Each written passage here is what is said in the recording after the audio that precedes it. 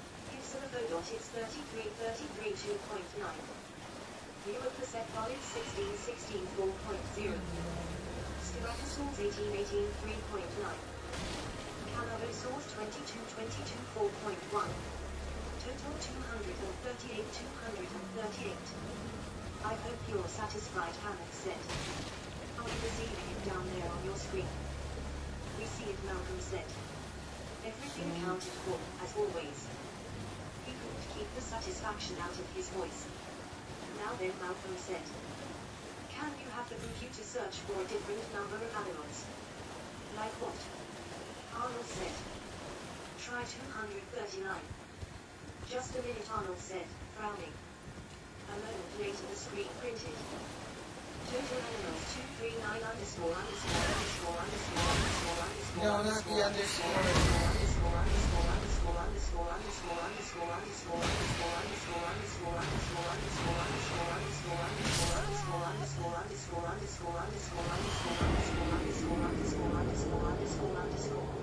Too many underscores. Tyrannosaurs 224.1. Mosaurs 21 3.3. Stegosaurs 443.9. Triceratops 883.1. Prochrysognathix 4953.9. Athlinia 16 3.1. Velociraptors 883.0. Apatosaurs 17 3.1. Hadrosaurs 11 3.1. Dilophosaurs 7 4.3. Pterosaurs 6 4.3. Hypsilophodot is 33 2.9. Neuroperceptoid 16 4.0. Styracosaurs 18 3.9. Calavosaurs 22 4.1. Total 238 239. Hammond sat forward. What the hell is that? We picked up another copy. From where? I don't know. The radio crackled. Now, then, can you ask the computer to search for, let us say, 300 animals? What is he talking about? Hammond said, his voice rising. 300 animals. What's he talking about? Just a minute, Arnold said. That'll take a few minutes. He punched buttons on the screen. The first line of the totals appeared. Total animals 239 underscore.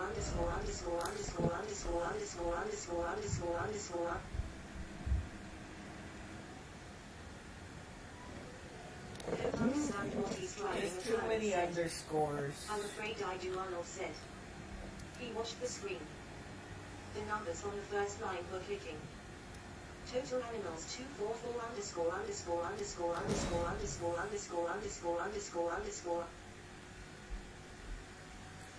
I'm skipping the underscores. 244. Hammond said. What's going on? The computer is counting the animals in the park, we said. All the animals. I thought that's what it always did. He spun. Nidri. Have you screwed up again? No, Nidri said, looking up from his console.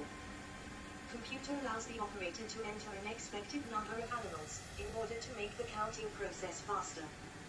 But it's a convenience, not a flaw. He's right, Arnold said. We just always used the base count of 238 because we assumed there couldn't be more. Total animals 262 underscore.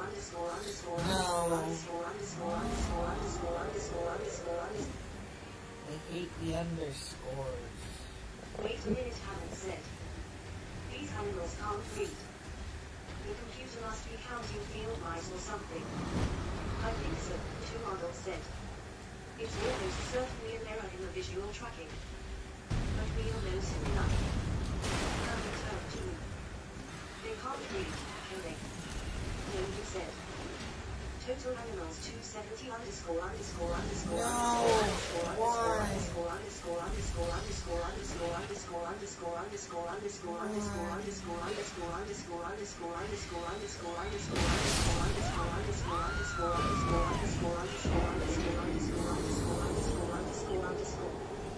Where are they coming from?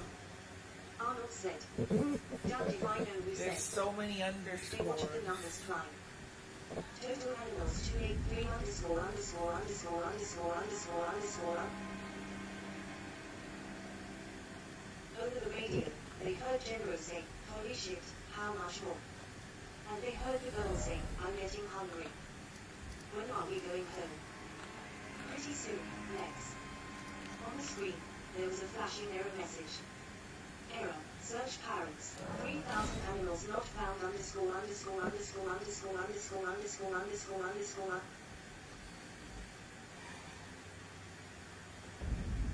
An error, Hammond said, nodding. I thought so. This writing contains far too many But a underscores. moment later the screen printed. Total animals 292 underscore underscore underscore underscore underscore underscore underscore underscore. More animals. I don't want a list of animals. The radio crackled. Now you see the flaw in your procedures, Malcolm said. You only tracked the expected number of dinosaurs. You were worried about losing animals, and your procedures were designed to advise you instantly if you had less than the expected number. But that wasn't the problem. The problem was, you had more than the expected number. Christ, Arnold said. There can't be more, we said. We know how many we've released. There can't be more than that. Afraid so, Henry Malcolm said. They're breeding. No. Even if you intercept Grant's shell, you can prove it with your own data. Take a look at the Conley height graph. Arnold will put it up for you. Future. Notice anything about it? Malcolm said. It's a cultural distribution, we said. Normal play. Didn't you say you introduced the compass in 3 batches? At 6-month intervals? Yes. Then you should get a graph with peaks for each of the 3 separate batches that were introduced, Malcolm said, tapping the keyboard. Like this. Picture. But you didn't get this graph, Malcolm said. The graph you actually got is a graph of the breeding population. Your copies are breeding. Bush shook his head. I don't see how. They're breeding, and so are the other layer, the Masaurs, the HYPSYS and the Velociraptors. Christ, Muldoon said. There are raptors free in the park. Well, it's not that bad, Hammond said, looking at the screen. We have increases in just 3 categories, well, 5 categories. Very small increases in 2 of them. What are you talking about? Who said, loudly. Don't you know what this means? Of course I know what this means, Henry Hammond said. It means you screwed up. Absolutely not. You've got breeding dinosaurs out there, Henry. But they're all female, we said. It's impossible. There must be a mistake. And look at the numbers. A small increase in the big animals, the Masaurs and the HYPSYS.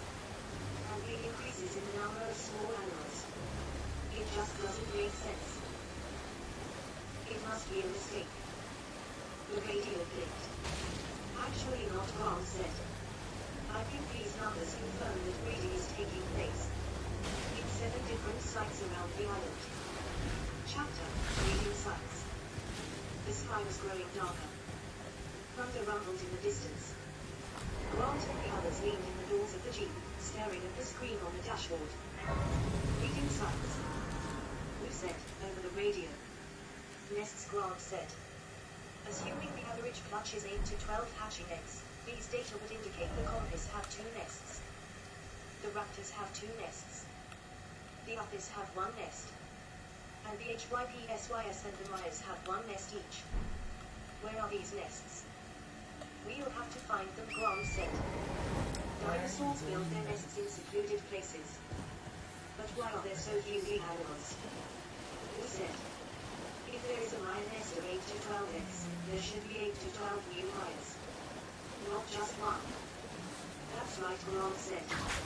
Except that the raptors and the monkeys that are loose in the park are probably eating the eggs of the bigger animals and perhaps eating the newly hatched young, as well.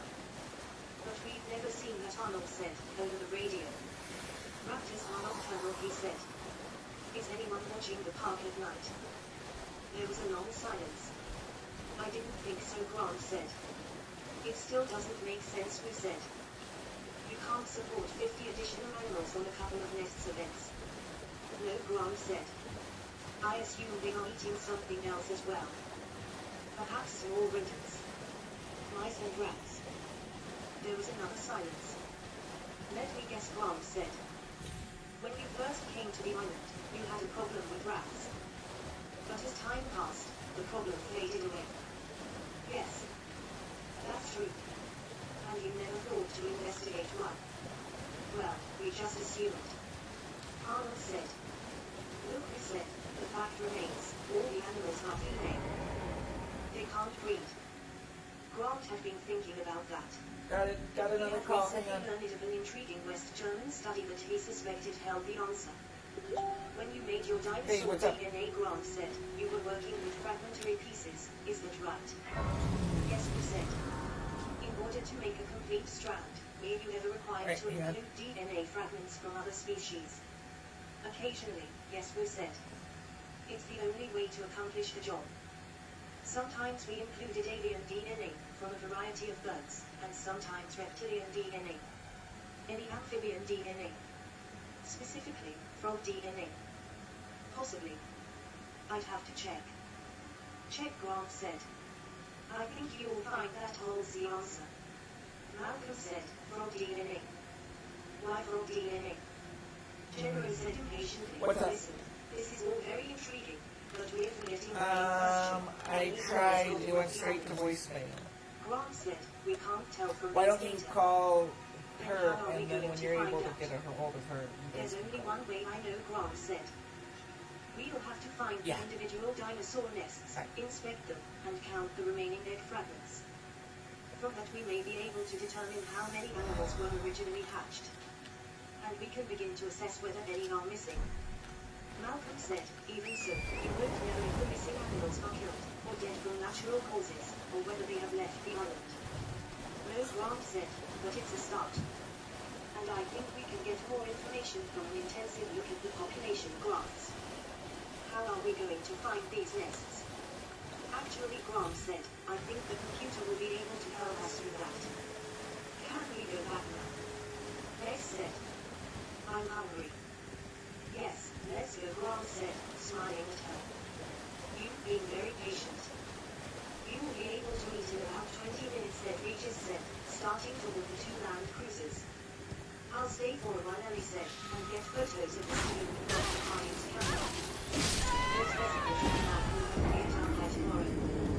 I want to get back, Grant said. I'll That go was with the rest. violent. I will, too, Malcolm said. I think I'll stay, General said, and go back with Harding in his jeep, with Dr. Sattler. Fine, let's go. They started walking. Malcolm said, why exactly is our lawyer staying? Grant shrugged. I think it might have something to do with Dr. Sattler. Really? The shorts, you think?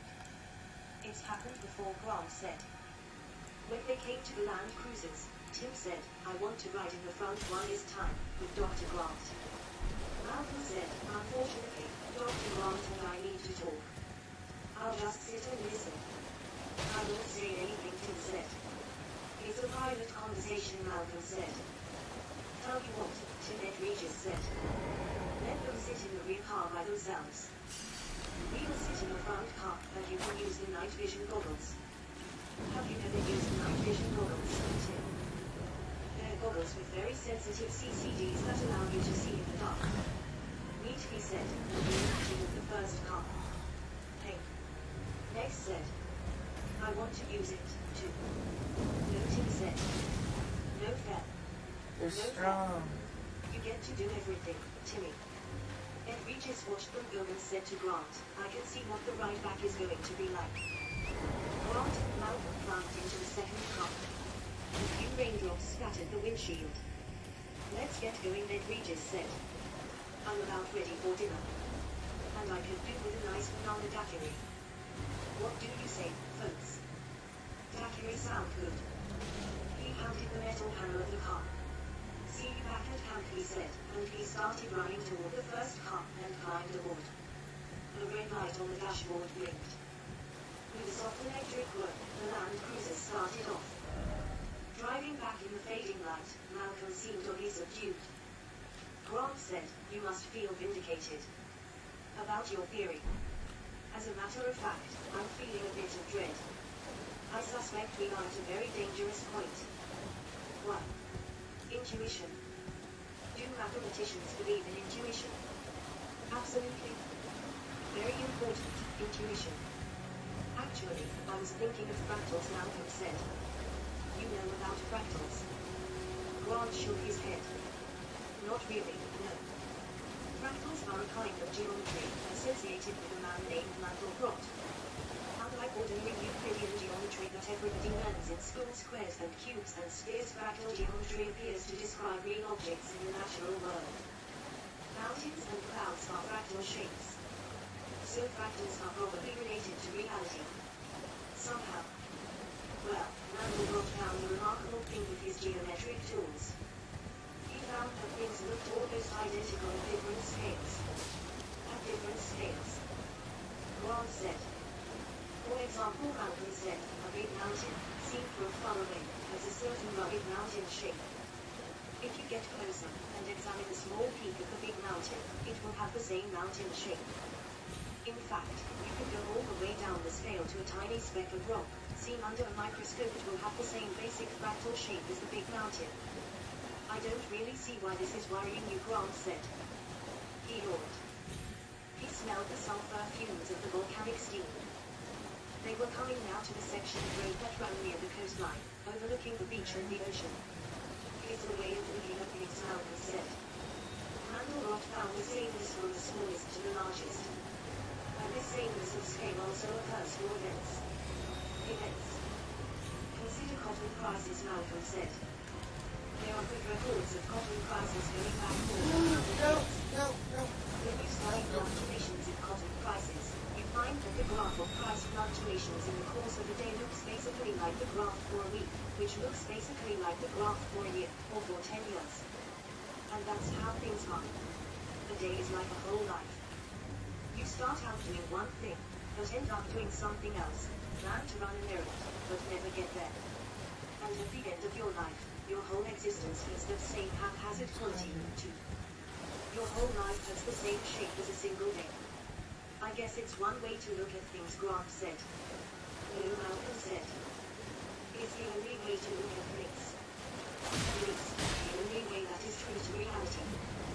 You see, the fractal idea of sameness carries within it an aspect of recursion, a kind of doubling back on itself, which means that events are unpredictable.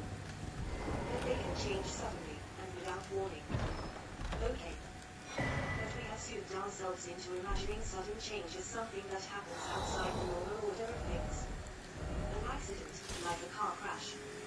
Or beyond our control, like a fatal illness.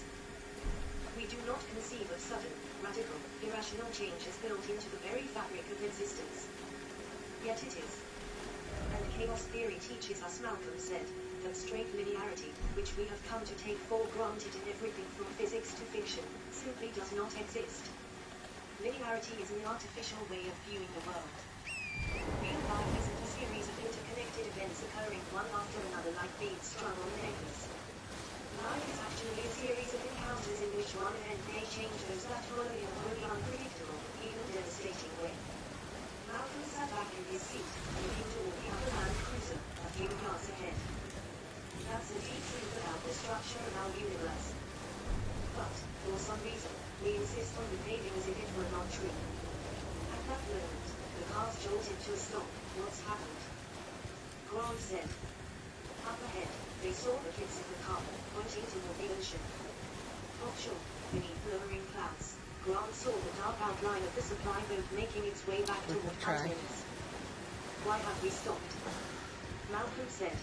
Grant turned on the radio and heard the girl saying excitedly, "Look there, easy. Tilly. You see it, it's there." Malcolm squinted at the boat. They talking about the boat. Apparently. Ed Regis climbed out of the forest car and came running back to their window. "I'm sorry," he said, "but the kids are all worked up. Do you have binoculars here?" "For what?" The little girl said she sees something on the boat. Some kind of animal, Regis said.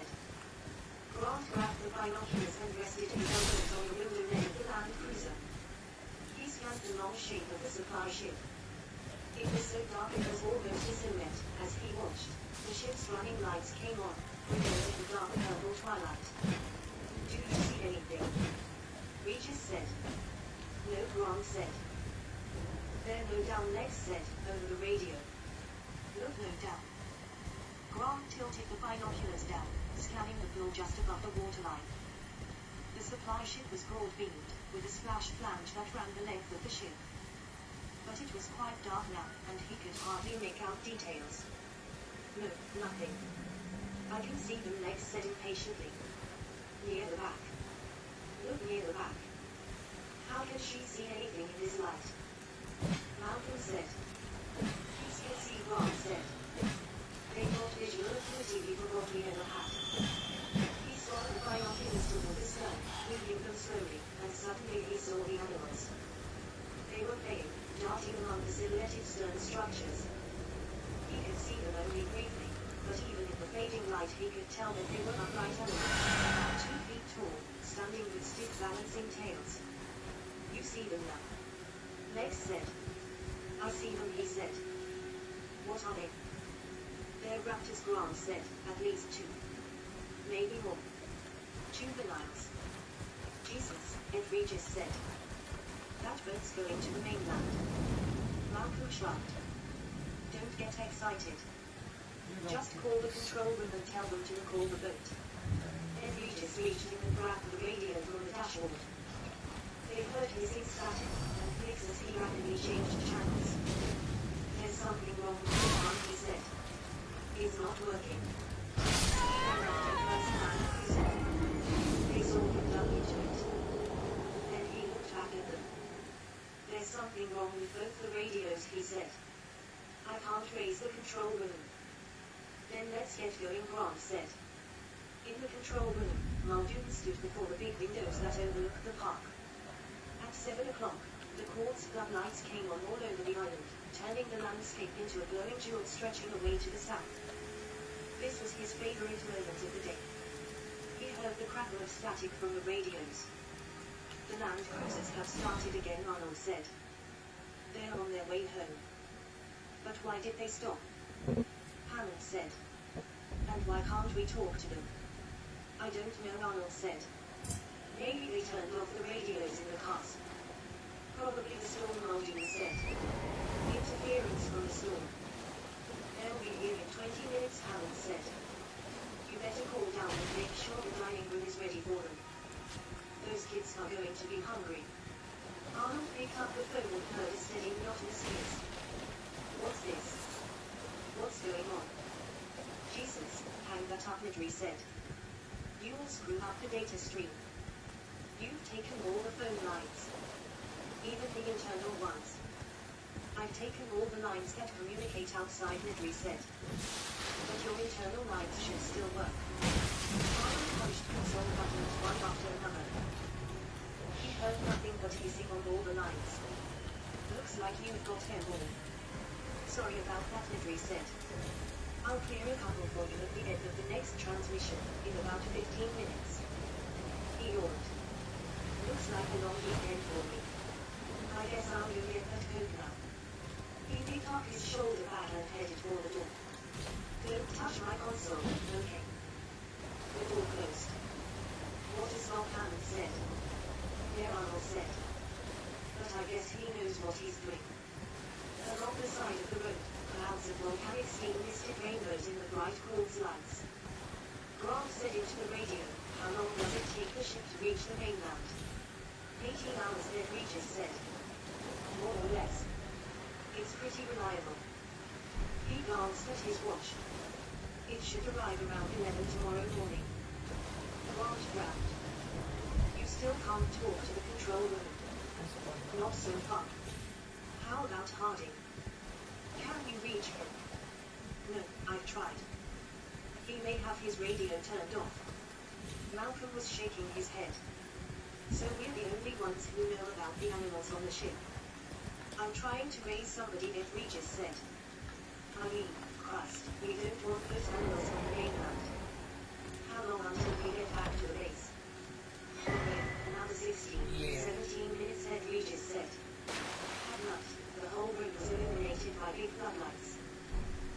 to Grant as if they were driving through a bright green tunnel of leaves. Large raindrops spattered the windshield. Grant felt the Land Cruiser slow, then stop. Now what? Lex said, I don't want to stop. Why did we stop?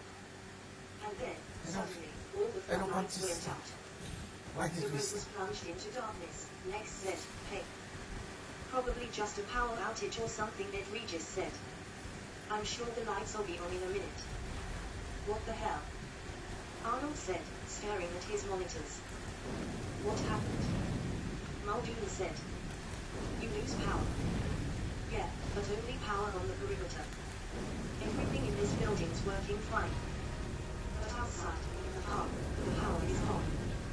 Lights, TV cameras, everything. These remote video monitors have gone black. What about the two Land Cruisers? Stopped somewhere around the Tyrannosaur paddock. Well, Muldoon said, call maintenance and let's get the power back on. Arnold picked up one of his phones and heard hissing, Nedry's computers talking to each other. No phones. Look down, Nedry. Nedry. Where the hell is he? Dennis Nedry pushed open the door marked fertilization. With the perimeter power out, all the security card locks were disarmed. Every door in the building opened with a touch. The problems with the security system were high on Jurassic Park's bug list. Nedry wondered if anybody ever imagined that it wasn't a bug that Nedry had programmed it that way. He had built a classic tractor. Few programmers of large computer systems could resist the temptation to leave themselves a secret entrance. Partly it was common sense. If inept users locked up the system and then called you for help, you always had a way to get in and repair the mess. And partly it was a kind of signature, Gilroy was here. And partly it was insurance for the future. Nedry was annoyed with the Jurassic Park project. Late in the schedule, InGen had demanded extensive modifications to the system but hadn't been willing to pay for them, arguing they should be included under the original contract. Lawsuits were threatened, letters were written to Nedry's other clients, implying that Nedry was unreliable. It was blackmail, and in the end Nedry had been forced to eat his own bridges on Jurassic Park and to make the changes that Hammond wanted. But later, when he was approached by Louis Dodgson at YZ, Nedry was ready to listen. And able to say that he could indeed get past Jurassic Park security. He could get into any room, any system, anywhere in the park. Because he had programmed it that way. Just in case. He entered the fertilization room. The lab was deserted, as he had anticipated. All the staff was at dinner. Nedry unzipped his shoulder bag and removed the can of Gillette shaving cream. He unscrewed the base, and saw the interior was divided into a series of small cells. He pulled on a pair of heavy insulated gloves and opened the walk-in freezer marked contents by a minimum. The freezer was the size of a small closet, with shelves from floor to ceiling. Most of the shelves contained reagents and liquids in plastic sacks. To one side he saw a smaller nitrogen hold box with a heavy ceramic door. He opened it, and a rack of small tubes slid out, in a cloud of white liquid nitrogen smoke. The embryos were arranged by species: Stegosaurus, Apatosaurus, Hadrosaurus, Tyrannosaurus. Each embryo in a thin glass container, wrapped in silver foil, stopped with polyene. Nedry quickly took two of each, slipping them into the shaving cream can. Then he screwed the base of the can shut and twisted the top. There was a hiss of releasing gas inside, and the can frosted in his hands. Dodgson had said there was enough coolant to last 36 hours. More than enough time to get back to San Jose. Nedry left the freezer, returned to the main lab. He dropped the can back in his bag, and zipped it shut. He went back into the hallway. The theft had taken less than 2 minutes. He could imagine the consternation upstairs in the control room, as they began to realize what had happened. All their security codes were scrambled, and all their phone lines were jammed. Without his help, it would take hours to untangle the mess, but in just a few minutes Nedry would be back in the control room, setting things right. And no one would ever suspect what he had done. Grinning, Dennis Nedry walked down to the ground floor, nodded to the guard, and continued downstairs to the basement. Passing the neat lines of electric Land Cruisers, he went to the gasoline-powered Jeep parked against the wall. He climbed into it, noticing somewhat gray tubing on the passenger seat. It looked almost like a rocket launcher, he thought, as he turned the ignition key and started the Jeep. Nedry glanced at his watch. From here, into the park, 3 minutes straight to the east dock. 3 minutes from there back to the control room. Piece of cake. Damn it. Arnold said, punching buttons on the console. Hey, it's all screwed up. Muldoon was standing at the windows, looking out of the car. The lights had gone out all over the island, except in the immediate area around the main buildings. He saw a few staff personnel hurrying to get out of the rain, but no one seemed to realize anything was wrong.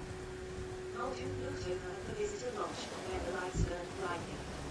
Alan Arnold said, "We have real trouble." "What's that?" Muldoon said. He turned away from the window, and so he didn't see the Jeep drive out of the underground garage and head east along the maintenance road into the park.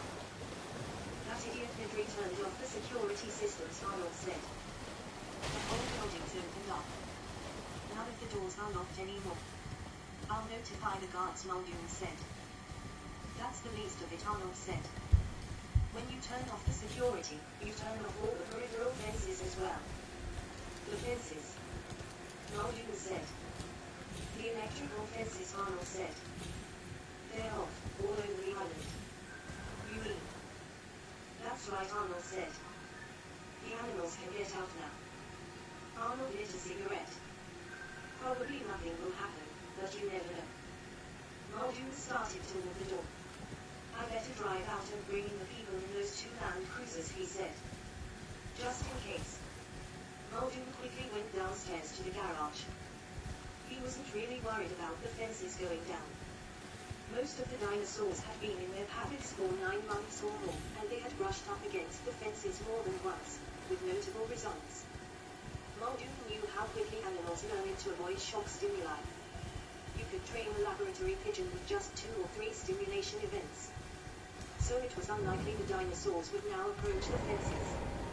Muldoon was more concerned about what the people in the cars would do. He didn't want them getting out of the Land Cruisers, because once the power came back on, the cars would start moving again, whether the people were inside them or not. They might be left behind. Of course, in the rain it was unlikely they would leave the cars. But, still, you never knew. He reached the garage and hurried toward the Jeep. It was lucky, he thought, that he had had the foresight to put the launcher in it. He could start right out, and he up there in. It was gone. What the hell? Muldoon stared at the empty parking space in astonishment. The Jeep was gone. What the hell was happening? Chapter 4th iteration. Picture. Inevitably, underlying instabilities begin to appear. Ian Malcolm. The main road. Rain drummed loudly on the roof of the Land Cruiser. Hello. Tim felt the night vision goggles pressing heavily on his forehead. Okay, He reached I for the can't knob listen near much, his ear but you and can listen to adjusted the book with intensity. me. Okay. There was a brief phosphorescent flare, and then, in shades of electronic green and black, he could see the Land Cruiser behind, with Dr. Grant and Dr. Malcolm inside. Neat. Dr. Grant was staring out the front windshield toward him. Tim saw him pick up the radio from the dash. There was a burst of static, and then he heard Dr. Grant's voice. "Can you see us back here?" Tim picked up the radio from Ed Regis. "I see you. Everything all right?" "We're fine, Dr. Grant." "Stay in the car." "We will." "Don't worry." He flicked the radio off. Ed Regis snorted. "It's pouring down rain." "Of course we'll stay in the car," he muttered. Tim turned to look at the foliage at the side of the road. Through the goggles, the foliage was a bright electronic green, and beyond he could see sections of the green grid pattern of the fence. The Land Cruisers were stopped on the downslope of a hill, which must mean they were someplace near the Tyrannosaur area. It would be amazing to see a Tyrannosaur with these night vision goggles. The real thrill. Maybe the Tyrannosaur would come to the fence and look over at them. Tim wondered if its eyes would burn in the car when he saw them. That would be neat. But he didn't see anything, and eventually he stopped looking. Everyone in the car fell silent. The rain drummed on the roof of the car. Sheets sides of the windows. It was heart-wrenching to see out, even with the goggles. How long have we been sitting here? Malcolm asked. I don't know. 4 or 5 minutes. I wonder what the problem is. Maybe a short circuit from the rain. But it happened before the rain really started. There was another silence. In a tense voice, Lex said, "There's no lightning, right?" She had always been afraid of lightning, and she now sat nervously squeezing her leather mitt in her hands. Dr. Grant said, "What was that?" We didn't quite read that. Just my sister talking. Oh. Tim again scanned the foliage, but saw nothing. Certainly nothing as big as a tyrannosaur. He began to wonder if the tyrannosaurs came out at night. Were they nocturnal animals? Tim wasn't sure if he had ever read that. He had the feeling that tyrannosaurs were all-weather, day or night animals. The time of day didn't matter to a tyrannosaur. The rain continued to pour. "Hell of a rain," Ned Regis said. "It's really coming down." Lex said, "I'm hungry." "I know that," Lex Regis said, "but we're stuck here, sweetie. The cars run on electricity in buried cables in the road." "Stuck for how long?" "Until we fix the electricity." Listening to the sound of the rain, Tim felt himself growing sleepy. He yawned and turned to a group of palm trees on the left side of the road, and was startled by a sudden thump as the ground shook. He swung back just in time to catch a glimpse of a dark shape as it swiftly crossed the road between the two cars. Jesus! What was it? It was huge. It was big as a car. "Tim. Are you there?" He picked up the radio. "Yes, I'm here." "Did you see it, Tim?" "No," Tim said. "I missed it." "What the hell was it?" Malcolm said. "Are you wearing the night vision goggles, Tim?" "Yes." "I'll watch," Tim said. "Was it the tyrannosaur?" Ned Regis asked. "I don't think so. It was in the road." "But you didn't see it?" Ned Regis said. "No." Tim felt that he had missed seeing the animal, whatever it was. There was a sudden white crack of lightning, and his night goggles flared bright green. He blinked his eyes and started counting. 1,000. 1,000. The thunder crashed, deafeningly loud and very close. Lex began to cry. "Oh, no. Take it easy, honey," Ned Regis said. "It's just lightning." Tim scanned the side of the road. The rain was coming down hard now, shaking the leaves with hammering drops. It made everything move. Everything seemed alive. He scanned the leaves. He stopped. There was something new on the leaves. Tim looked up, higher. Behind the foliage, beyond the fence, he saw a thick body with a pebbled, grainy surface like the bark of a tree. But it wasn't a tree. He continued to look higher, sweeping the goggles upward. He saw the huge head of the Tyrannosaurus. Just standing there, looking over the fence at the two Land Cruisers. The lightning flashed again, and the big animal rolled its head and bellowed in the glaring light. Then darkness, and silence again, and the pounding rain. "Tim." "Yes, Dr. Grant." "You see what it is?" "Yes, Dr. Grant." Tim had the sense that Dr. Grant was trying to talk in a way that wouldn't upset his sister. "What's going on right now?" "Nothing," Tim said, watching the tyrannosaur through his night goggles. "Just standing on the other side of the fence. I can't see much from here, Tim." "I can see fine, Dr. Grant. It's just standing there." "Okay." Lex continued to cry, snuffling. There was another pause. Tim watched the tyrannosaur. The head was huge. The animal looked from one vehicle to another. Then back again. It seemed to stare right at Tim. In the goggles, the eyes glowed bright green. Tim felt a chill, but then, as he looked down the animal's body, looking down from the massive head and jaws, he saw the smaller, muscular forelip. It waved in the air and then it gripped the fence. "Jesus Christ," Ned Regis said, staring out the window. "The greatest predator the world has ever known. The most fearsome attack in human history. Somewhere somewhere in the back of his publicist's brain, Ed Regis was still writing copy. But he could feel his knees begin to shake uncontrollably, his trousers flapping like flaps. Jesus, he was frightened. He didn't want to be here. Alone among all the people in the two cars, Ed Regis knew what a dinosaur attack was like. He knew what happened to people. He had seen the mangled bodies that resulted from a raptor attack. He could picture it in his mind. And this was a Rex. Much, much bigger. The greatest meat-eater that ever walked the earth. Jesus. When the Tyrannosaur roared, it was terrifying, a scream from some other world. Ed Regis felt the spreading warmth in his trousers. He'd peed in his pants. He was simultaneously embarrassed and terrified. But he knew he had to do something. He couldn't just stay here. He had to do something. Something. His hands were shaking, trembling against the dash. Jesus Christ, he said again. Bad language, Lex said, wagging her finger at him. Tim heard the sound of the door opening, and he swung his head away from the Tyrannosaur. The night vision goggles streaked laterally in time to see Ed Regis stepping out through the open door, slapping his head in the rain. Hey, Lex said, where are you going? Ed Regis just turned and ran in the opposite direction from the Tyrannosaur, disappearing into the woods. The door to the Land Cruiser hung open, the paneling was getting wet. He left. Lex said. Where did he go? He left us alone. Shut the door, Tim said, but she had started to scream. He left us. He left us. Tim, what's going on?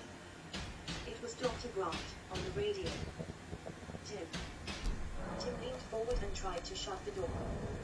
From the back seat, he couldn't reach the handle. He looked back at the Tyrannosaur as lightning flashed again, momentarily silhouetting the huge black shape against the white glowing sky. Tim, what's happening? He left us. He left us. Tim blinked to recover his vision. When he looked again, the Tyrannosaur was standing there, exactly as before, motionless and huge. Rain dripped from its jaws. The fall was into a fence. And then Tim realized, the Tyrannosaur was holding onto the fence. The fence wasn't electrified anymore. Let's close the door. The radio crackled. Tim.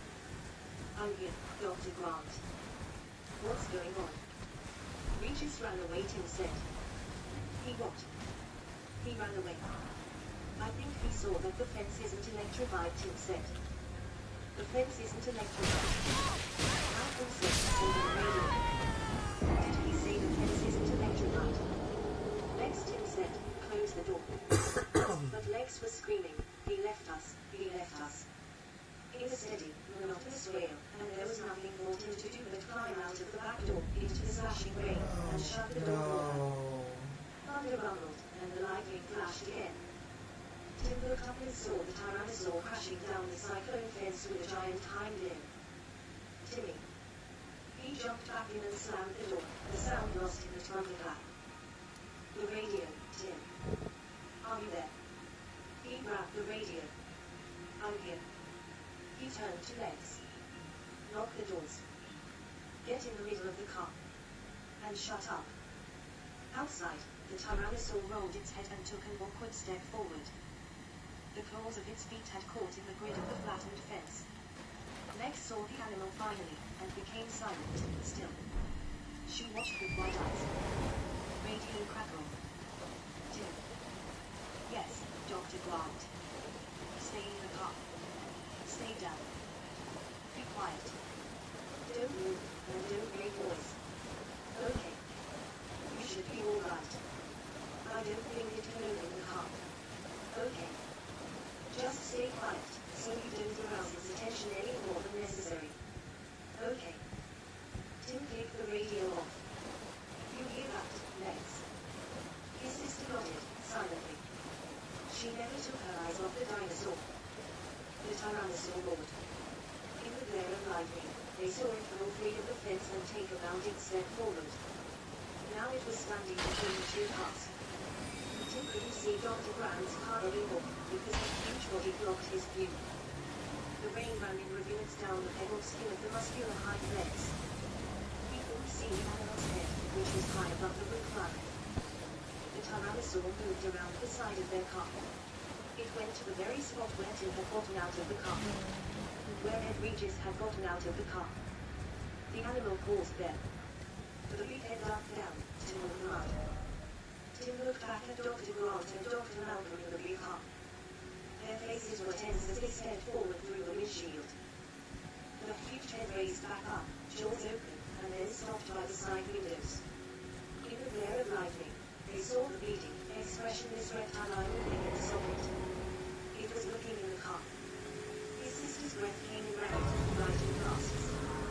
He reached out and squeezed her arm, hoping she would stay quiet. The dinosaur continued to stare for a long time through the side window. Perhaps the dinosaur couldn't really see them, he thought. Finally the head lifted up, out of view again. Timmy. Rex whispered. It's okay, Tim whispered. I don't think it saw us. He was looking back toward Dr. Grant when a jolting impact rocked the Land Cruiser and shattered the windshield in a spider web as the Tyrannosaur's head crashed against the hood of the Land Cruiser. Tim was knocked flat on the seat. The night vision wall slid off his forehead. He got back up quickly, blinking in the darkness, his mouth warm with blood. Rex. He couldn't see his sister anywhere. The Tyrannosaur stood near the front of the Land Cruiser, his chest moving as it breathed, with organs making clawing movements in the air. Rex. Tim whispered. Then he heard her groan. She was lying somewhere on the floor under the front seat. Then a huge head came down, entirely blocking the shattered windshield. The Tyrannosaur banged again on the front hood of the Land Cruiser. Tim grabbed the seat as the car rocked on its wheels. The Tyrannosaur banged down twice more, denting the metal. Then it moved around the side of the car. The big raised tail blocked his view out of all the side windows. At the back, the animal snorted, a deep rumbling growl that blended with the thunder. It sank its jaws into the spare tire mounted on the back of the Land Cruiser and, in a single head shake, tore it away. The rear of the car lifted into the air for a moment, then it thumped down with a muddy splash. Tim. Dr. Grant said. Tim, are you there? Tim grabbed the radio. We're okay, he said. There was a shrill metallic scrape as claws raked the roof of the car.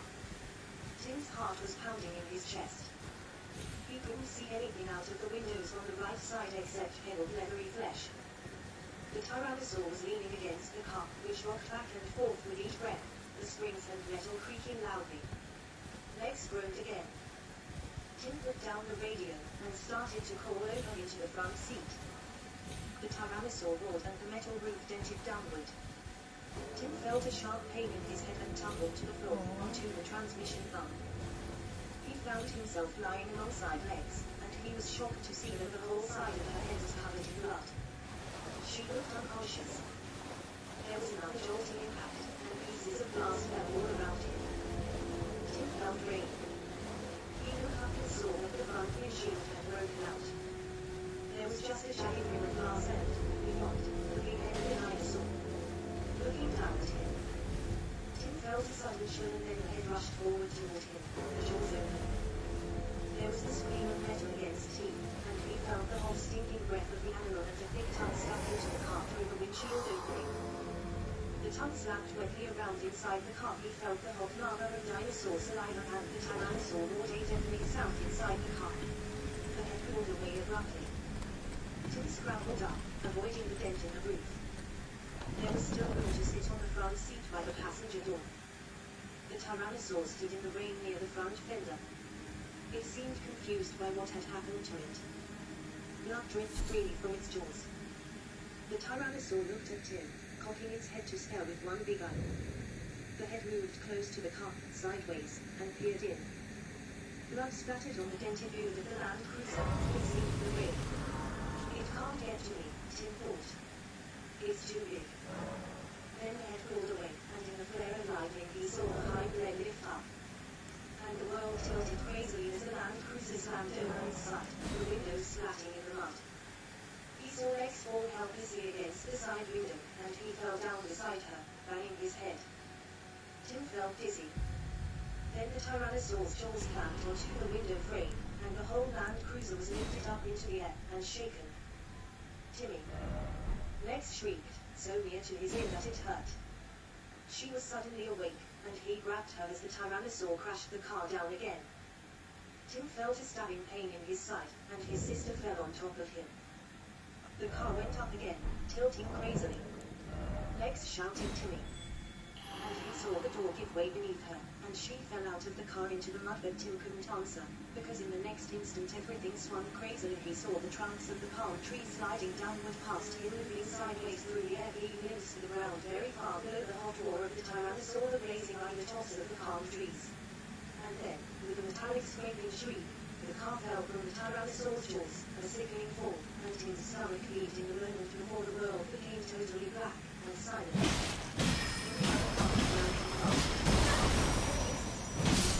What happened to the car?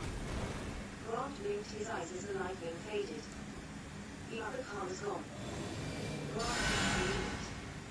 He peered forward, trying to see through the rain-streaked windshield. The dinosaur's body was so large, it was probably just blocking. With another flash of lightning, he saw clearly, the car was gone. What happened? Malcolm said. I don't know. Faintly, over the rain, Grant heard the sound of a little girl screaming. The dinosaur was standing in darkness on the road up ahead, but they could see well enough to know that it was bending over now, sniffing the ground. Or eating something on the ground. Can you see? Malcolm said, squinting. Not much, no, Grant said. The rain pounded on the roof of the car. He listened for the little girl, but he didn't hear her anymore. The two men sat in the car, listening. Was it the girl? Malcolm said, finally. It sounded like a girl. It did, yes. Was it? I don't know, Grant said. He felt a seeping fatigue over him. Blurred through the windshield, the dinosaur was coming toward their car. Slow, ominous strides, coming right toward them. Malcolm said, you know, at times like this one feels, well, perhaps extinct animals should be left extinct. Don't you have that feeling? Yes, Grant said.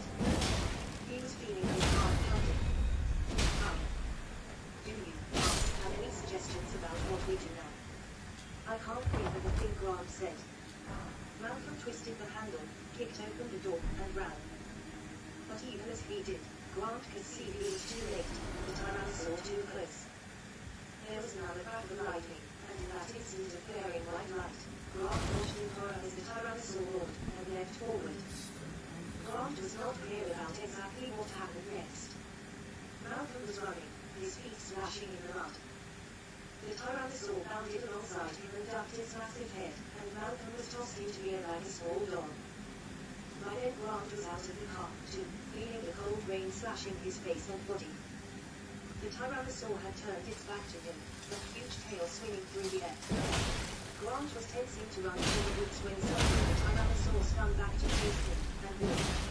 Grant froze. He was standing beside the passenger door of the Land Cruiser, drenched in rain. He was completely exposed, the Tyrannosaur no more than 8 feet away. The big animal roared again. At so close a range the sound was terrifyingly loud. Grant felt himself shaking with cold and fright. He pressed his trembling hands against the metal of the door panel to steady them. The Tyrannosaur roared once more, but it did not attack. It cocked its head and looked at first one eye, then the other, at the Land Cruiser. And then nothing. It just stood there. What was going on? The powerful doors opened and closed. The Tyrannosaur bellowed angrily, then the big hind leg came up and crashed down on the roof of the car. The floor slid off with a metal screech, barely missing Grant as he stood there, still unmoving. The hood splashed in the mud. The head ducked down in a slow up, and the animal inspected the car, snorting. It peered into the front windshield. Then, moving toward the rear, it banged the passenger door shut, and moved right toward Grant as he stood there. Grant was dizzy with fear, his heart pounding inside his chest.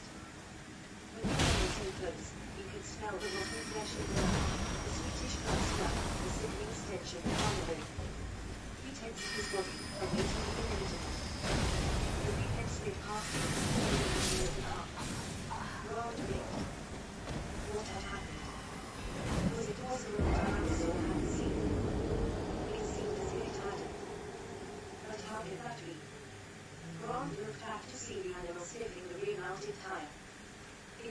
tire with its snout, and then the head swung back. Again it approached Grant. This time the animal stopped, the black flame nostrils just inches away. Grant felt the animal's startling hot breath on his face. But the Tyrannosaur wasn't sniffing like a dog. It was just breathing, and if anything it seemed puzzled. No, the Tyrannosaur couldn't see him. No. Not if he stood motionless. And in a detached academic corner of his mind he found an explanation for that, a reason why. The doors opened before him, the massive head raised up. Grant squeezed his fists together and bit his lip, trying desperately to remain motionless, to make no sound. The Tyrannosaur bellowed in the night air. But by now Grant was beginning to understand.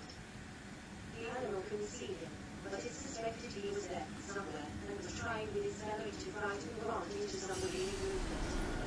So long as he stood his ground, Grant realized he was invisible. In a final gesture of frustration, the big hind leg lifted up and kicked the Land Cruiser over, and Grant felt searing pain at the surprising sensation of his own body flying through the air.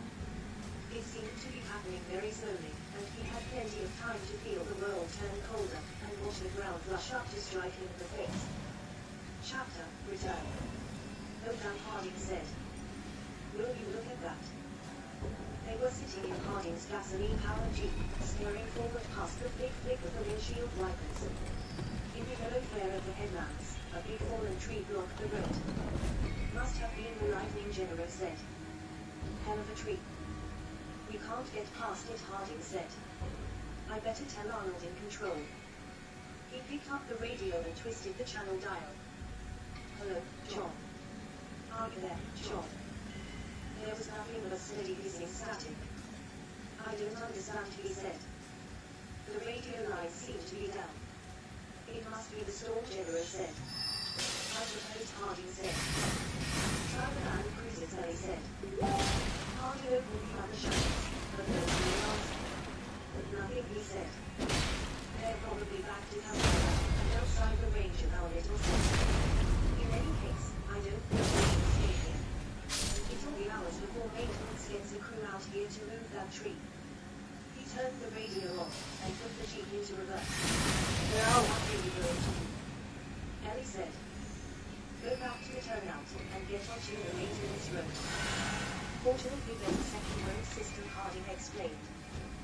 We have one road for visitors, and a second road for animal handlers and food trucks and so on.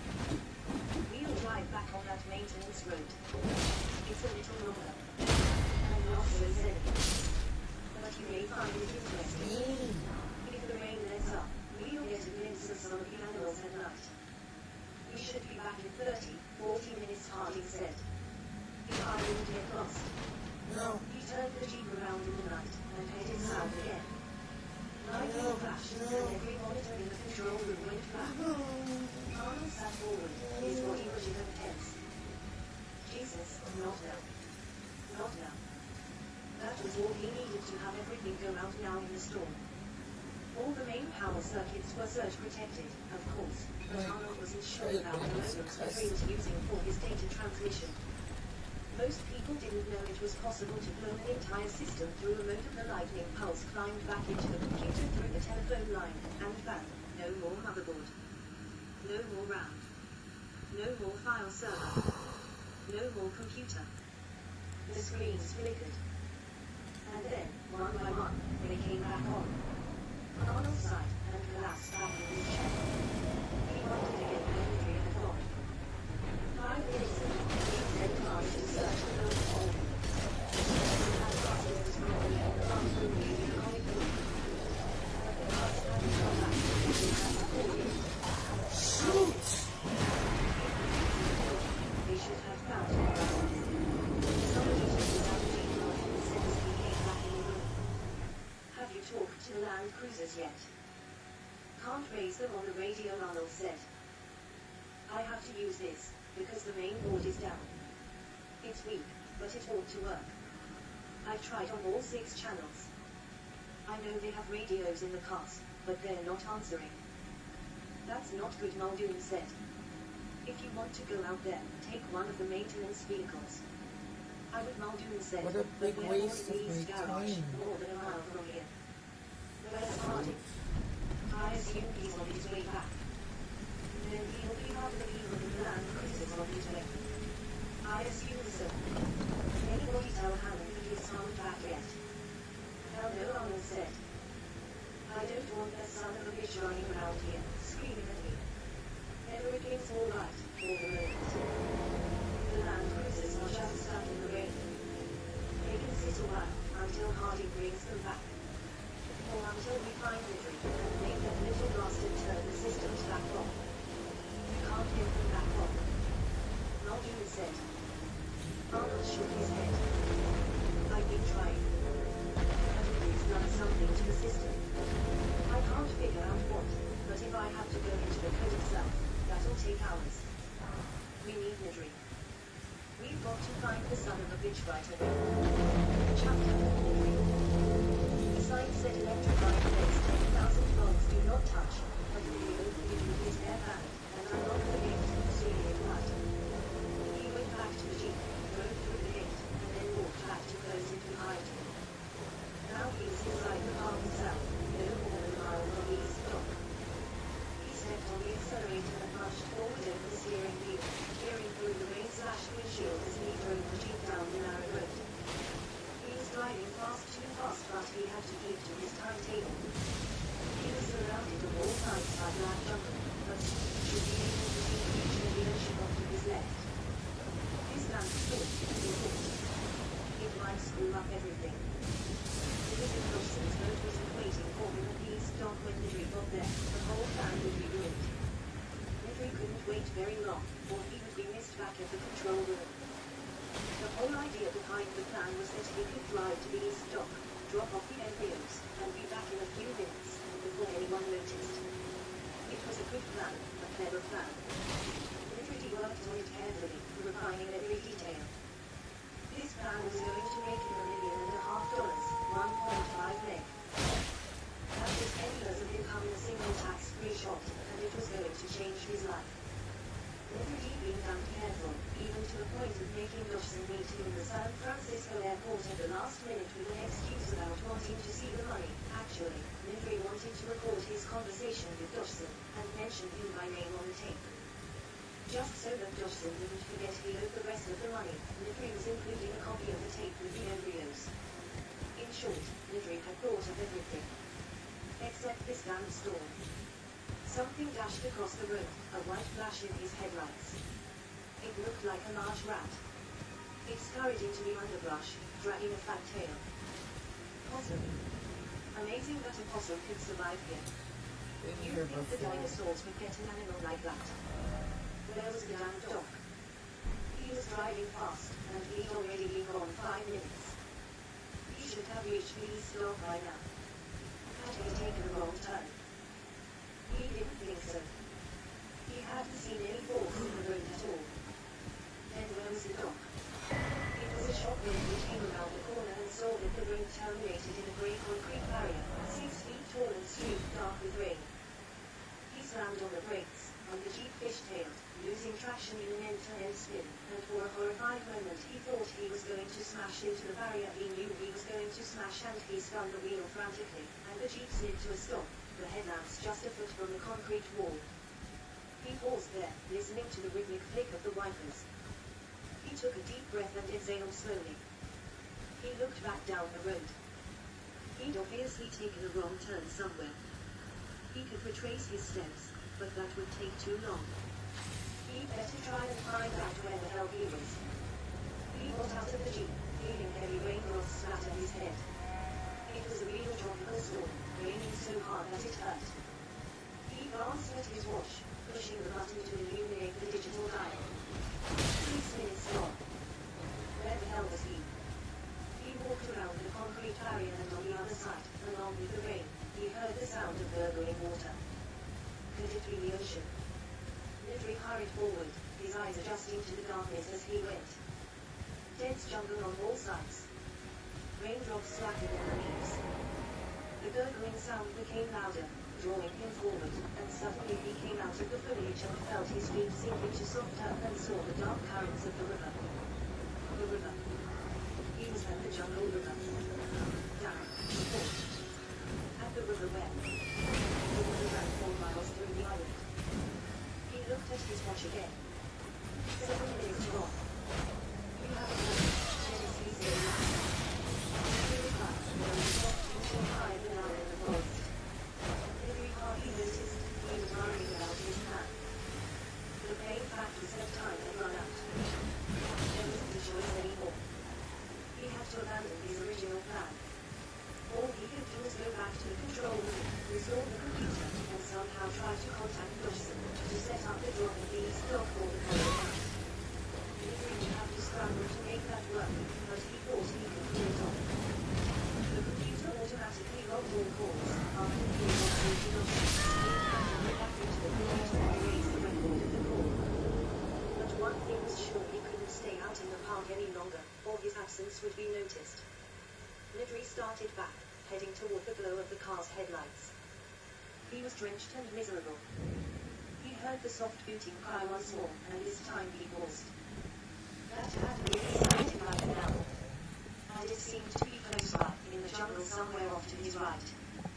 As he listened, he heard a crashing sound in the underbrush. Then silence.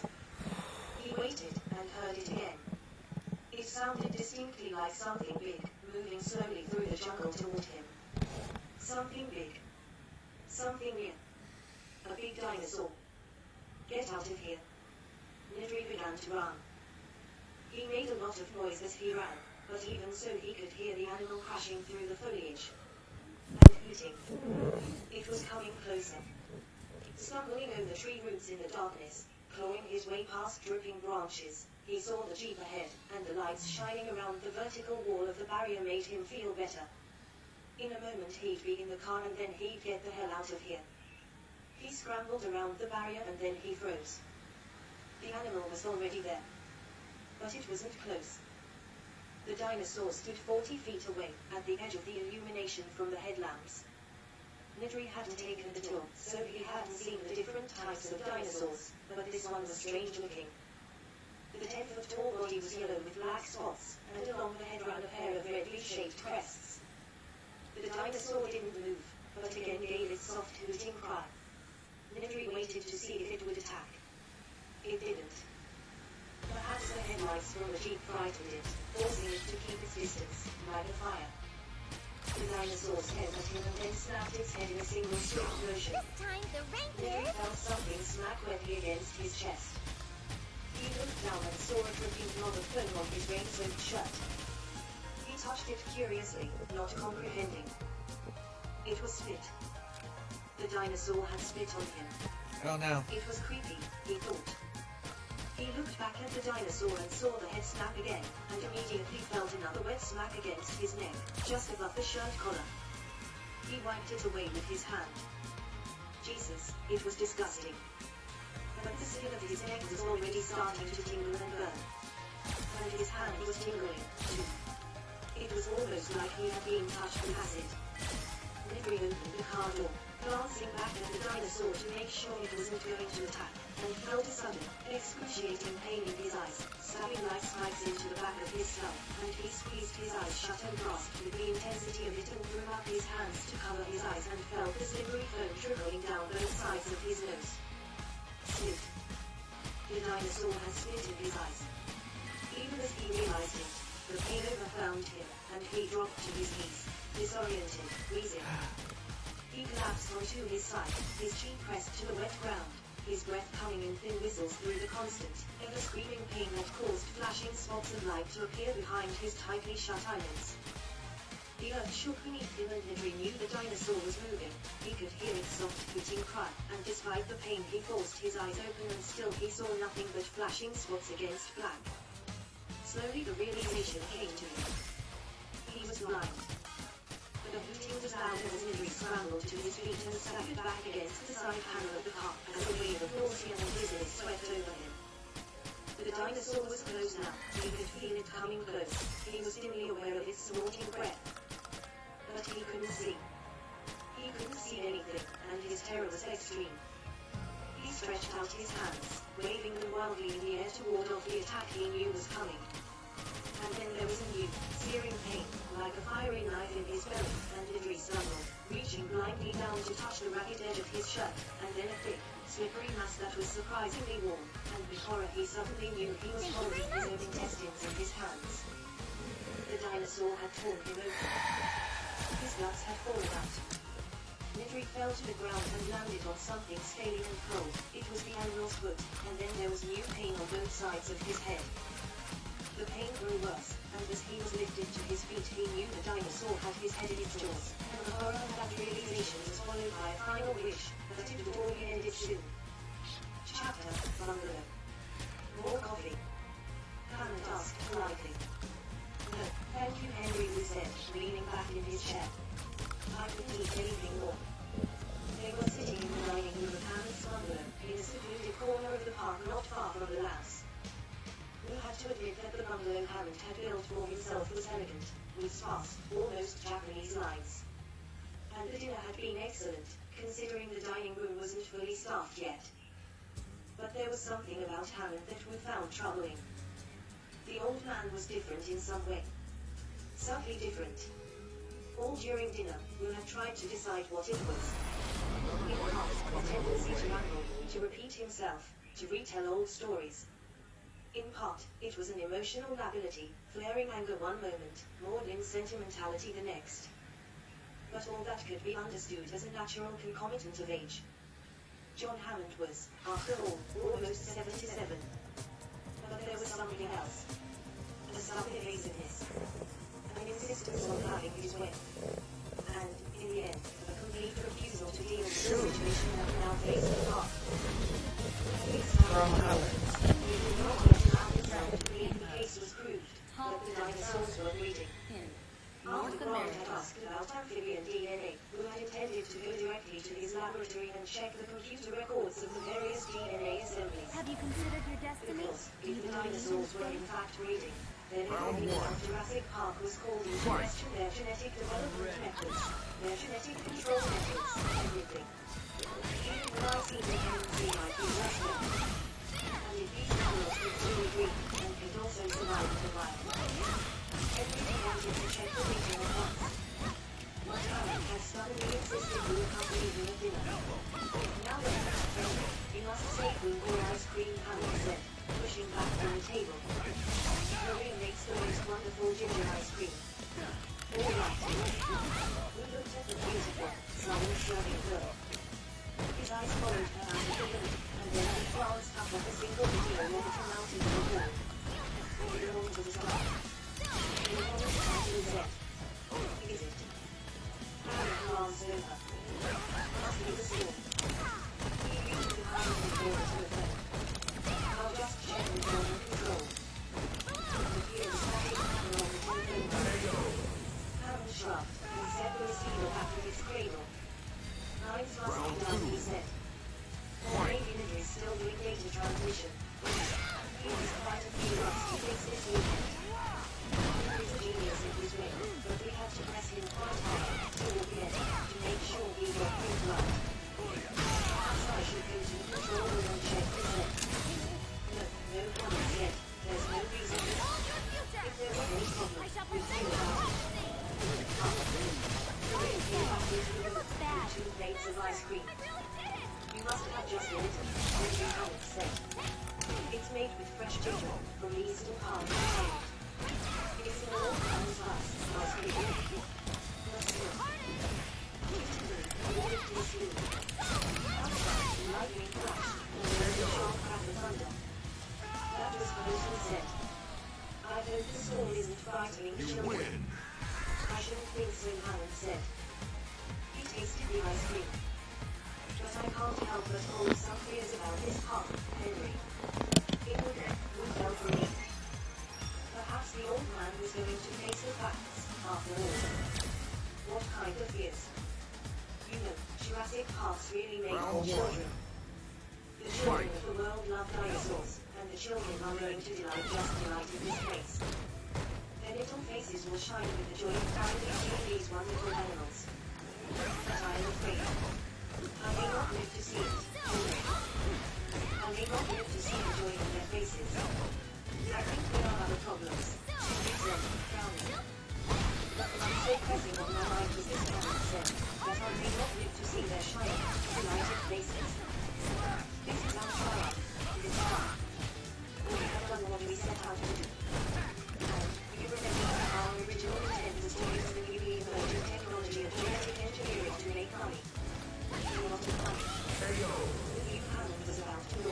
one of his old speeches. He held up his hand. I'm familiar with this, John. If you were going to start a bioengineering company, Henry, what would you do? Would you make products to help mankind and fight illness or disease? Really? That's a terrible idea. A very poor use of new technology. Hammond shook his head sadly. Yes, you can look at what he said. The original genetic engineering companies, like Genentech and Zetas, were all started to make pharmaceuticals. New drugs for mankind. Noble drugs. Unfortunately, drugs face all kinds of barriers. FDA testing alone takes 5 to 8 years if you're lucky. Even worse, there are forces that work in the marketplace. Suppose you make a miracle drug for cancer or heart disease as Genentech did. Suppose you now want to charge $1,000 or $2,000 a dose. You might imagine that is your privilege. After all, you invented the drug, you paid to develop and test it, you should be able to charge whatever you wish. But do you really think that the government will let you do that? No, Henry, they will not. Sick people aren't going to pay $1,000 a dose for a needed medication. They won't be grateful, they'll be outraged. Blue Cross isn't going to pay it. They'll scream highway robbery. So something will happen. Your patent application will be denied. Your permits will be delayed. Something will force you to see reason to sell your drug at a lower cost. From a business standpoint, that makes helping mankind a very different business. Personally, I would never help mankind. You had heard the argument before. And he knew Hammond was right. Some new engineered pharmaceuticals had leads to medicinal delays and patent problems. Now Hammond said, think how different it is when you're making entertainment. Nobody needs entertainment. That's not a matter for government intervention. If I charge $5,000 a day for my car, who is going to stop me? After all, nobody needs to come here. And, far from being highway robbery, the costing price tag actually increases the appeal of the car. Because it becomes a status symbol, and all Americans love that. So do the Japanese, and of course they have far more money. Hammond finished his ice cream, and Maria silently took the dish away. She's not from here, you know, he said. She's Haitian. And her mother is French.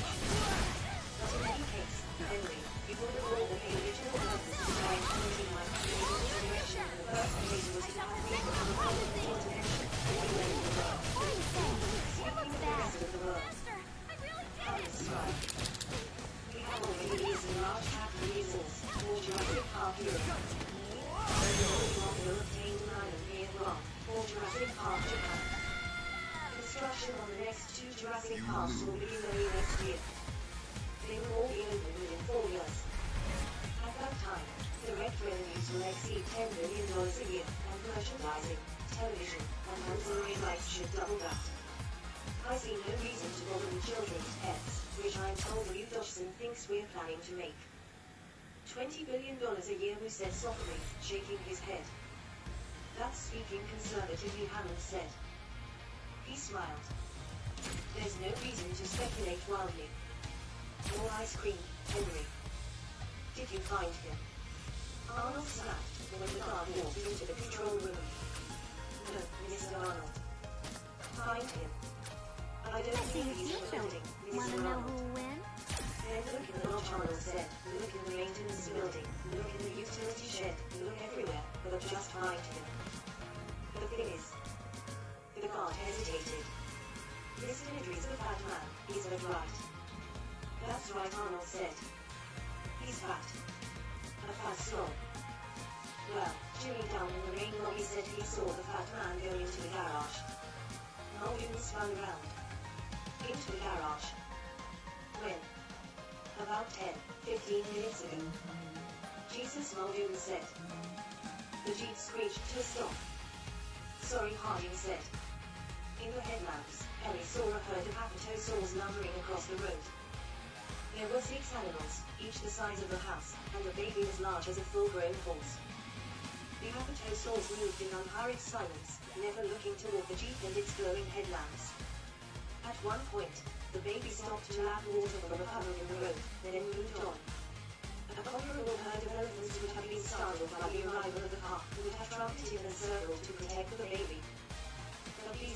showed no fear. Don't they see us? She said. Not exactly, no, Harding said. Of course, in a literal sense they do see us, but we don't really mean anything to them. We hardly ever take cars out at night, and so they have no experience of them. We are just a strange, smelly object in their environment, representing no threat, and therefore no interest.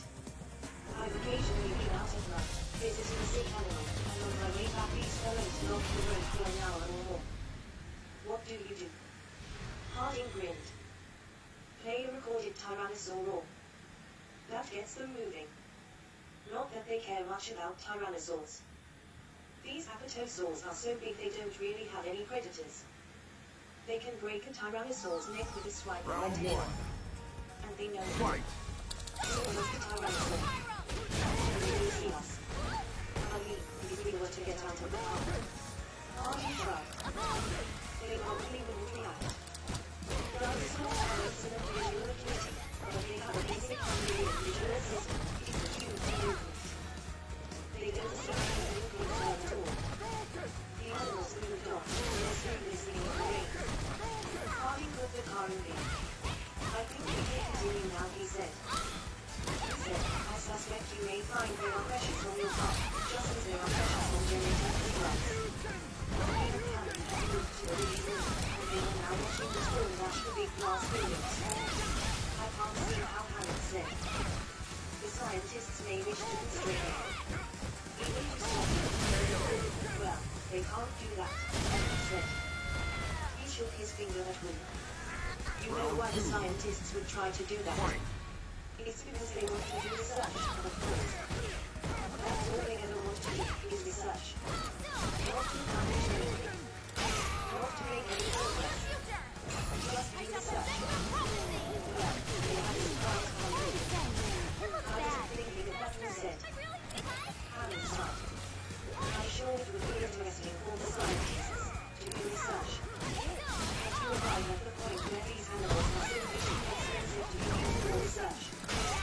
This is wonderful technology, Henry, but it's also practically expensive technology. The fact is, it can only be supported as entertainment. Hammond shrugged. That's just the way it is. But if their ambition is to close down, face it down facts, Henry Hammond said irritably. This isn't America. This isn't even Costa Rica. Final round. This is my island. Fight! I own it. And nothing is going to stop me from opening Jurassic Park to all the children of the world. Chuckle. Or, at least, to the rich ones. And I tell you, they'll love it. In the backseat of the Jeep, Ellie Sattler stared out the window. They have been driving through a rain-drenched jungle for the last 20 minutes, and have seen nothing since the dinosaurs crossed the road. We're near the jungle moving out Harding's leg as we wait. It's okay somewhere to our left. Now we can start on the brakes again. Past it and the soft finding the front was clear green noise. Well, we're all getting quite a shade tonight, he said. Here's the hot. Professor Hawkins, Ellie put, wishing that Grant were here to see them. This was the animal they had seen in the facts, back in Montana. The little dark green hoofs of the pig scurried to the other side of the road, then squatted on their hind legs to look at the car, chattering briefly, before hurrying onward into the night. What Harding said. Wonder where they're off to. Round Zombies one. don't usually move at night. Fight. No. They climb under the green and late all daylight. Ellie said. I can't imagine. You know hogs are scavengers, like buzzards. They're a trophy to a dying animal, and they have tremendously sensitive smell. They can smell a dying animal or miles. Never notice a dying animal. Dying, or already dead. Should we follow them? Ellie said. I'd be curious, Harvey said. Yes, why not? Let's do it. No. No. So the car left, and headed back into the woods. Chapter 10. Evading the Land Cruiser, his cheek pressed against the car's window. He drifted slowly back to consciousness. He wanted only to sleep. He shifted his position, and felt the pain in his cheekbone where it lay against the metal door. his whole body. His arms, his legs, and bloated all his head. There was a terrible pounding pain in his head. All the pain made him want to go back to sleep. He pushed himself up on one elbow, opened his eyes, and the ship rolled him all over his shirt. He tasted sour wine and rice in the back of his hand. His head rocked. He felt dizzy and seasick, as if the world was moving, and he was rocking back and forth in the boat. Rolled onto his back, turning away from the tunnel of top. The pain in his head made him breathe in short, shallow gasps. And he still felt sick, as if everything were moving. He opened his eyes and looked around, trying to get his bearings. He was inside the Land Cruiser. But the car must have flipped over on its side, because he was lying on his back against the passenger door, looking up at the steering wheel of the door, at the branches of the tree, moving in the wind. The rain had nearly stopped, but water drops still fell on him through the broken front windshield. He stared curiously at the fragments of glass. He couldn't remember how the windshield had broken. He couldn't remember anything except that they had been parked on the road and he had been talking to Dr. Grant when the Tyrannosaur came toward them. That was the last thing he remembered. He felt sick again, and closed his eyes until the nausea passed. He was aware of a rhythmic creaking sound, like the rhythm of a boat. Future. Wanna know His head who sank wins? to his stomach. He really felt as if the whole car were moving beneath him. But when he opened his eyes again, he saw it was true. The Land Cruiser was moving, lying on its side, swaying back and forth. The whole car was moving. Tentatively, Tim rose to his feet. Standing on the passenger door, he peered over the dashboard, looking out through the shattered windshield. At first he saw only dense foliage, moving in the wind. But here and there he could see gaps, and beyond the foliage, the ground was. The ground was 20 feet below him. He stared uncomprehendingly.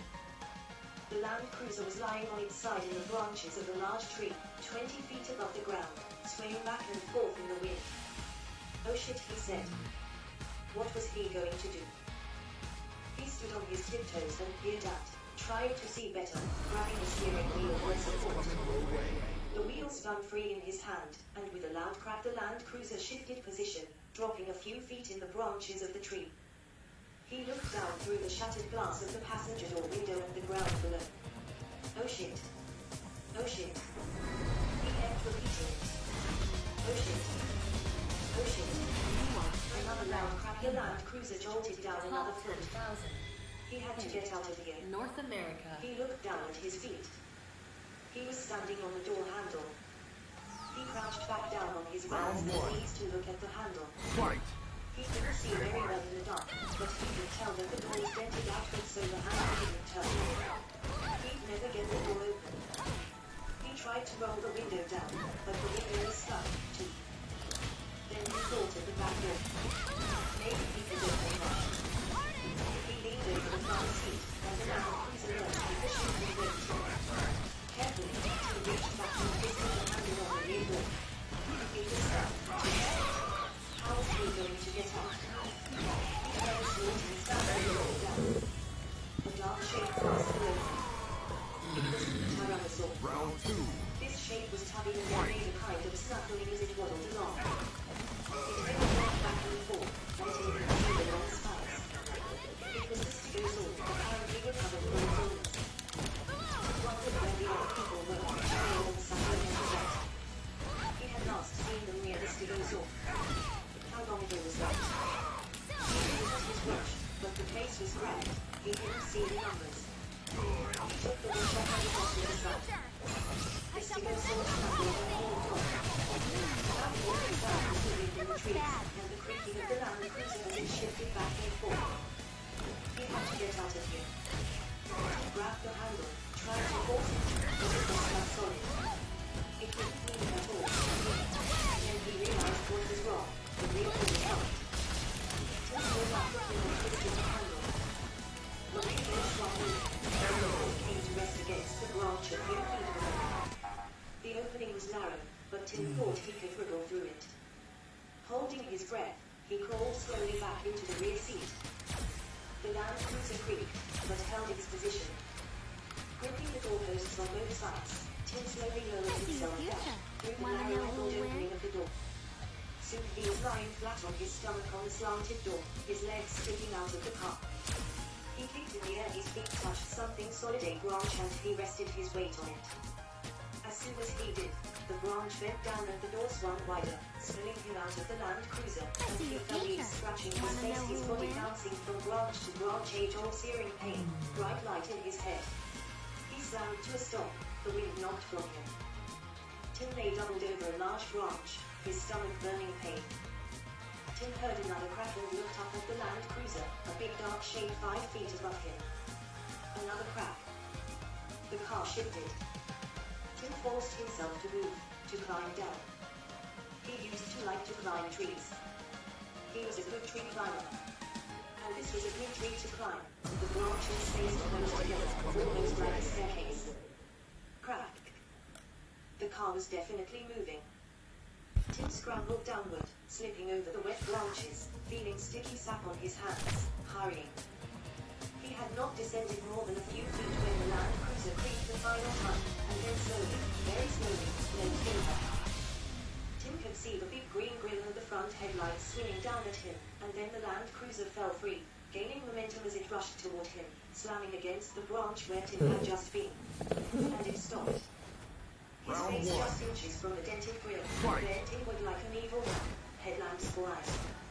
When it hit on Tim's face, he was still 12 feet above the ground.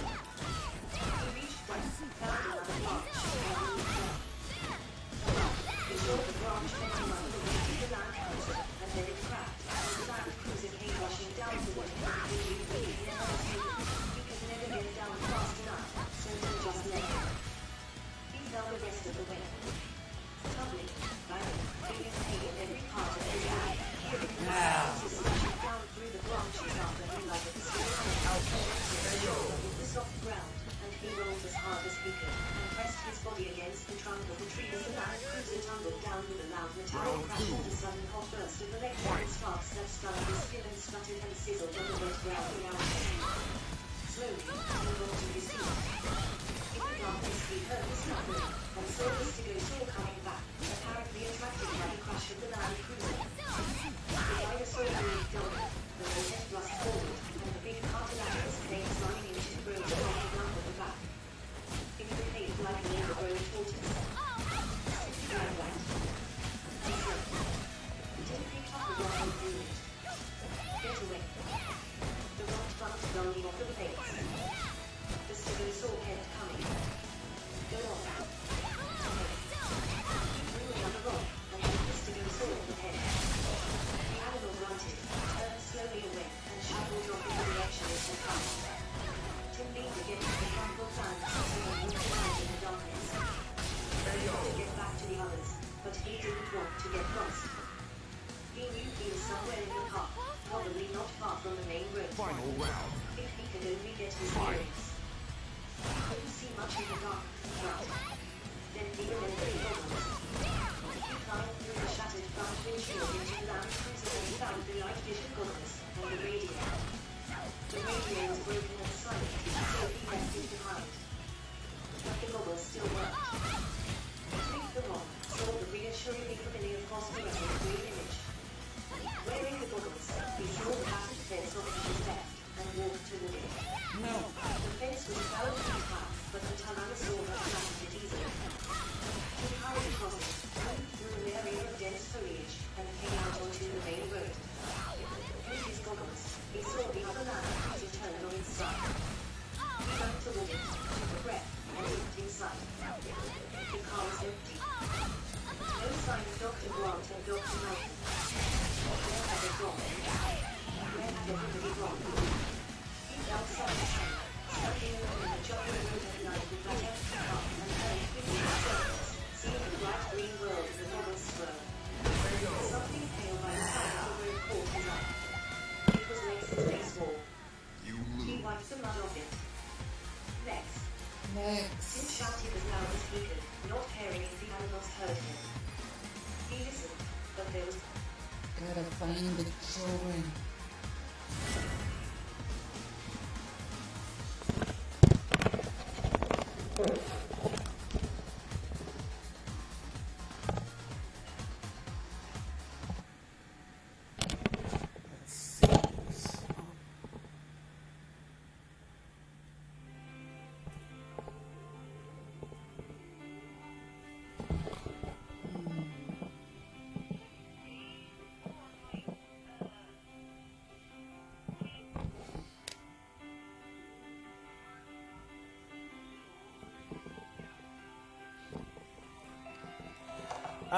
So it's too dark to see me. Oh, wait.